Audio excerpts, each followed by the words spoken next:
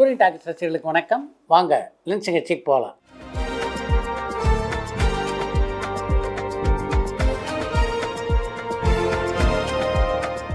என்னம்மா முதல் கேள்வி?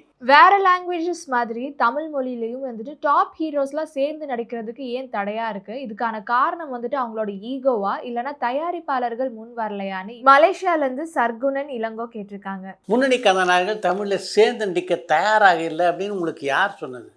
இப்போ பராசக்தி அப்படின்னு ஒரு திரைப்படம் தயாராகி கொண்டிருக்கிறது. அதில் சிவகார்த்திகேயன், ஜெயம் ரவி, அதர்வா ஆகிய 3 பேரும் இணைந்து நடிக்கிறார்கள். அடுத்து கமல்ஹாசன், ரஜினிகாந்த் ஆகிய இருவரும் இணைந்து ஒரு திரைப்படத்தை நடிக்க போகிறாங்க அப்படின்னு தொடர்ந்து செய்திகள் வெளிவந்து கொண்டிருக்கின்றன. அப்படிப்பட்ட சூழ்நிலையில் இப்படிப்பட்ட ஒரு கேள்வி நீங்கள் கேட்டுக்கிறது தான் ஆச்சரியமாக இருக்குது. ரீசெண்ட் டேஸா காமெடி ஆக்டர்ஸ்லாம் வந்துட்டு காலமாகிறது எனக்கு ரொம்ப வருத்தமா இருக்கு. உங்களுக்கு எப்படி இருக்குன்னு திருச்சியிலேருந்து எத்திராஜலு கேட்டிருக்காங்க. பல திரைப்படங்களே நம்மை குலுங்க குலுங்க சிரிக்க வைத்த நகைச்சுவை நட்சத்திரங்கள் தொடர்ந்து மரணமடைந்து கொண்டு வருவது நிஜமாகவே மிகுந்த வருத்தத்தை தருகிறது. இளையராஜா சாரோட பாராட்டு விழால சிம்பொனிக்கு எனக்கு ஸ்ரீராம் தான் உதவியா இருந்தாரு அப்படின்னு சொல்லியிருந்தாங்க. அந்த ஸ்ரீராம் யாரு? ஸ்ரீராமுக்கும் இளையராஜா சாருக்கும் இருக்கிற நட்பை பத்தி சொல்ல முடியுமான்னு சாத்தூர்ல இருந்து ரவிச்சந்திரன் கேட்டிருக்காங்க. இளையராஜாவுடைய திரைப்பயணத்தில் அவருக்காக சம்பளம் பேசுறது, அவருடைய காட்சிகிட்டங்களை பார்த்து கொள்வதற்கெல்லாம் ஒவ்வொரு காலகட்டத்தில் ஒவ்வொரு மனிதர்கள் இருப்பாங்க. அப்படி இந்த காலகட்டத்தில் இளையராஜாவோடு இணைந்து பணியாற்றி கொண்டிருப்பவர் தான் ஸ்ரீராம். இதுக்கு முன்னால் ஸ்ரீராமுடைய இடத்துல இருந்தவர்களில் பல பேர் நேர்மையாக இளையராஜாட்ட நடந்துக்கல அப்படின்றது தான் உண்மை. அவங்கள்லேருந்து முற்றிலும் மாறுபட்டவராக ஸ்ரீராம் இருக்கார். இவரை பொறுத்த வரைக்கும் இளையராஜாவுடைய பணத்தில் இவருக்கு குறியிருப்பதாக தெரியல.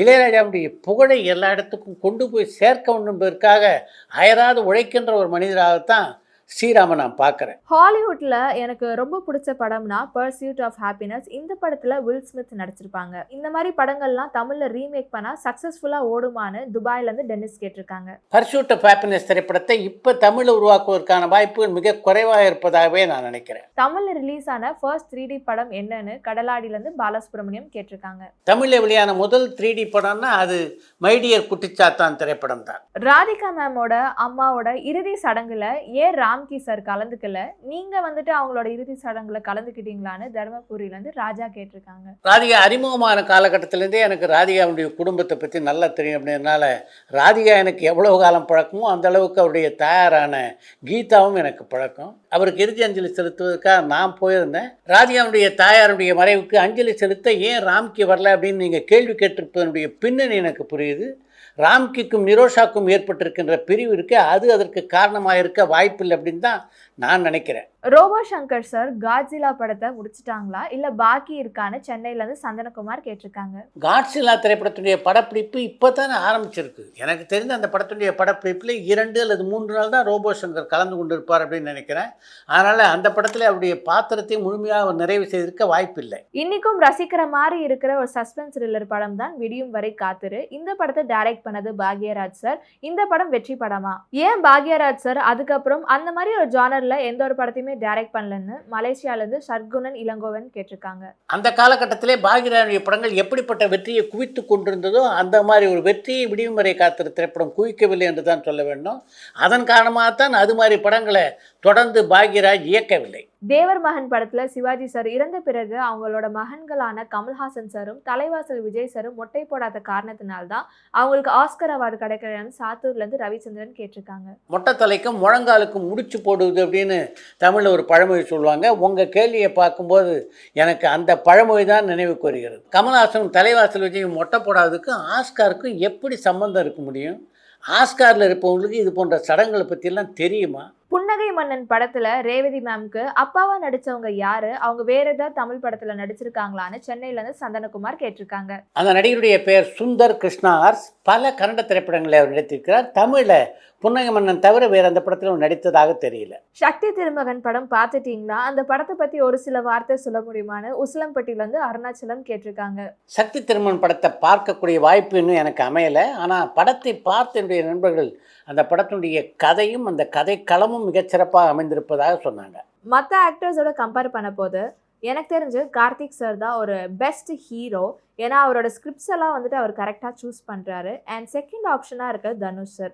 இதை பற்றி நீங்கள் என்ன நினைக்கிறீங்கன்னு துபாயிலேருந்து டெனிஸ் கேட்டிருக்காங்க. நீங்கள் சொல்லியிருக்கிறத மறுத்து பேசுகிற மாதிரி ஒரு கருத்தை நீங்கள் முன்வைக்கலையே, அதனால் உங்களுடைய கருத்தை நான் முழுக்க ஆமோதிக்கிறேன். பிக் பாஸ் புகழ் அக்ஷரா இப்போ என்ன பண்ணுறாங்க? பிக் பாஸ்க்கு அப்புறம் அவங்க நிறைய தமிழ் படங்கள் அவங்க நடிப்பாங்கன்னு நான் எதிர்பார்த்துட்டு இருக்கேன். ஆனா எந்த ஒரு அப்டேட்டுமே வரவே இல்ல. அவங்கள பத்தி ஏதாச்சும் தகவல் இருந்தா சொல்ல முடியுமான்னு ஸ்ரீலங்கால இருந்து ரியாஸ் கேட்டிருக்காங்க. அக்ஷரா தமிழில் எந்த படத்துலையும் இப்போ நடிப்பதாக தெரியல, மாடலிங் மட்டும் பண்ணிட்டு இருக்காங்க அப்படின்னு நினைக்கிறேன். சித்ரா சார், நீங்க பார்த்த தமிழ் படங்கள்ல தியேட்டர்ல இருந்து வெளில வர மனம் இல்லாம ரசிச்சு நீங்க பார்த்த ஒரு படம்னா என்னன்னு கடலாடியில இருந்து பாலசுப்ரமணியம் கேட்டிருக்காங்க. நான் பார்த்த தமிழ் திரைப்படங்களில் படம் முடிந்ததற்கு பின்னாலும் அந்த தேட்டர்லேயே உட்கார்ந்து நான் ரசித்த திரைப்படங்கள் அப்படின்னு பல திரைப்படங்களை சொல்லலாம். அதில் காதலிக்க நேரமில்லை, பாமா விஜயம், அலையலோவிலை போன்ற படங்களை குறிப்பிட்டு சொல்லியே ஆக வேண்டும். ஜி.கே. வெங்கடேஷ் சார் பிளேபேக் சிங்கரா இருந்திருக்காங்களான்னு ஓல்டு பல்லாவரம்ல இருந்து ஜி.கே. கேட்டிருக்காங்க. பாவ மன்னிப்பு, கவலை இல்லாத மனிதன், வீரத்தின மகன், சபதம், நெஞ்சில் ஒரு முள் உட்பட பல தமிழ் திரைப்படங்களிலும் ஒரு சில தெலுங்கு கன்னட படங்களிலும் பின்னணி பாடியிருக்கிறார் ஜி.கே. வெங்கடேஷ். விஜய் சார் அரசியல் செய்ய வந்தாங்களா இல்லைன்னா வஞ்ச புகழ்ச்சி செய்ய வந்தாங்களான்னு சென்னையில இருந்து சந்தனகுமார் கேட்டிருக்காங்க. அரசியல்வாதியாக விஜய் விமர்சனம் பண்ணுகின்ற கேள்விகளை இந்த நிகழ்ச்சியில தவிர்த்திடலாம்னு நினைக்கிறேன். பேருந்துல அதிக காட்சிகள் படப்பிடிப்பு நடத்தப்பட்ட தமிழ் திரைப்படம் எதுன்னு கடலாடியில இருந்து பாலசுப்ரமணியம் கேட்டிருக்காங்க. பேருந்திலே பெரும் பகுதி படமாக்கப்பட்ட திரைப்படம்னா அது மதராஸ் டு பாண்டிச்சேரி என்ற திரைப்படம்.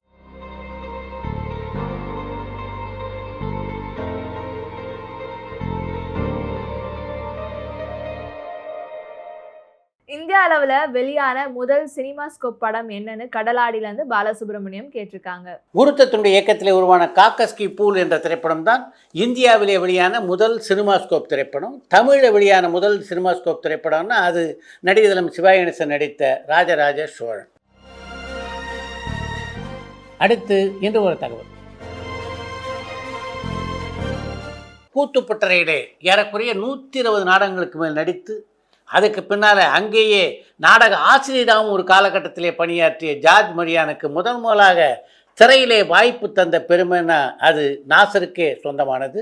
அவருடைய மாயன் திரைப்படத்தில் தான் முதலாக ஜார்ஜ் மரியன் தலையை காட்டினார். அதற்கு பின்னாலே 17 ஆண்டுகள் சண்டை கோழி, ஜெயம் கொண்டான், மதராசப்பட்டணம், கலகலப்பு என்று பல திரைப்படங்களில் நடித்த ஜார்ஜ் மரியானுக்கு ஒரு அடையாளத்தை பெற்றுத்தந்த படம்னா அது லோகேஷ் கனகராஜன் இயக்கத்திலே உருவான கைதி திரைப்படம் தான். அந்த கதாபாத்திரத்தை பற்றி ஜார்ஜ் மரியானிடம் லோகேஷ் கனகராஜ் சொன்னபோது, இதுவரைக்கும் பல படங்களில் நான் ஒரு காமெடி போலீஸாக தான் நடிச்சிருக்கேன், அப்படி நடித்தேன்னு இந்த மாதிரி ஒரு கனமான பாத்திரத்தில் ரசிகர்கள் ஏற்றுக்கொள்வார்களா அப்படின்ற பயம் எனக்குள்ளே இருக்குது என்று சொல்லியிருக்கிறார் ஜார்ஜ் மரியான். உங்களுக்கு அந்த பயம்லாம் வேணாம், நிச்சயமாக இந்த கதாபாத்திரத்திலே உங்களை ரசிகர்கள் ஏற்றுக்கொள்வார்கள் என்று அவருக்கு ஆறுதல் சொல்லி அந்த படத்தில் நடிக்க வைத்தவர் தான் லோகேஷ் கனகராஜ். அந்த படத்தில் அவர் நடித்திருந்த நடிப்பு எப்படிப்பட்ட ஒரு பாராட்டத்தையும் வரவேற்பையும் ஜார்ஜ் மரியானுக்கு பெற்றுத்தந்தது என்பது நீங்களும் நானும் நன்கு அறிந்த ஒரு விஷயம். இன்றைக்கு பல படங்களில் நல்ல நல்ல கதாபாத்திரம் நடிக்கக்கூடிய வாய்ப்பு ஜார்ஜ் மரியானை தேடி வருகிறது என்றால் அதுக்கு முக்கியமான காரணம் ஒரு பக்கம் அவருடைய நடிப்பாற்றல், இன்னொரு பக்கம் அவருடைய அந்த அர்ப்பணிப்பு. அமீர் சாய்ஸ் தானா த்ரிஷா? நிறைய ஹீரோயின் பார்த்தோம். நாங்கள் பாம்பேக்கு போகும்போதெல்லாம் அனுப்புவாங்க, ரிச் கேர்ள்ஸ் அனுப்புவாங்க.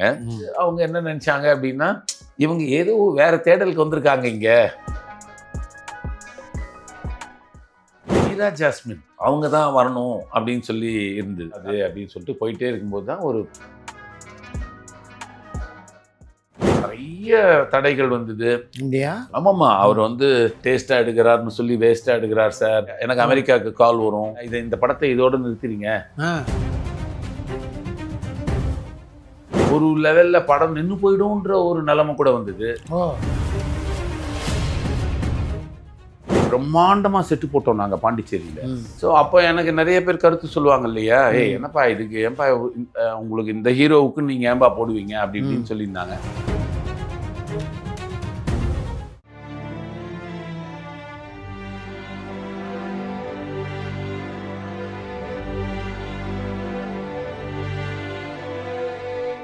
பரபரப்பான சினிமா செய்திகள், நட்சத்திரங்களின் பேட்டிகள், சினிமா வரலாறு ஆகியவற்றை பார்க்கவும் படிக்கவும் உங்களுக்கான இணையதளம் touringtalkies.co.